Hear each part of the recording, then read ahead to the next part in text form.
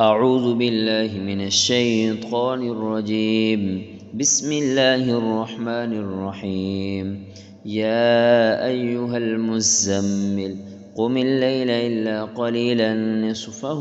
أو انقص منه قليلا أو زد عليه ورتل القرآن ترتيلا إنا سنلقي عليك قولا ثقيلا إن ناشئة الليل هي أشد وطئا وأقوم قيلا إن لك في النهار سبحا طويلا واذكر اسم ربك وتبتل إليه تبتيلا رب المشرق والمغرب لا إله إلا هو فاتخذه وكيلا واصبر على ما يقولون واهجرهم هجرا جميلا وذرني والمكذبين أولي النعمة ومهلهم قليلا إن لدينا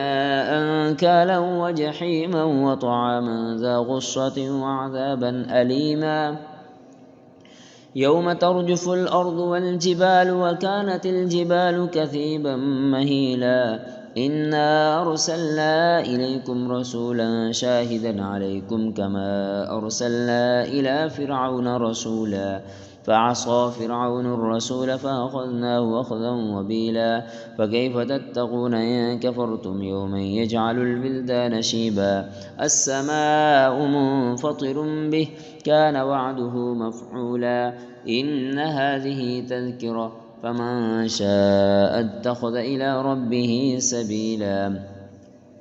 إن ربك يعلم أنك تقوم أدنى من ثلثي الليل ونصفه وثلثه وطائفة من الذين معك والله يقدر الليل والنهار علم أن لا تحصوه فتاب عليكم فاقرؤوا ما تيسر من القرآن علم أن سيكون منكم مرضى وآخرون يضربون في الأرض يبتغون من فضل الله وآخرون يقاتلون في سبيل الله فاقرؤوا ما تيسر منه وأقيموا الصلاة وآتوا الزكاة وأقرضوا الله قرضا حسنا وما تقدموا لأنفسكم من خير تجدوه عند الله هو خيرا وأعظم أجرا واستغفروا الله إن الله غفور رحيم.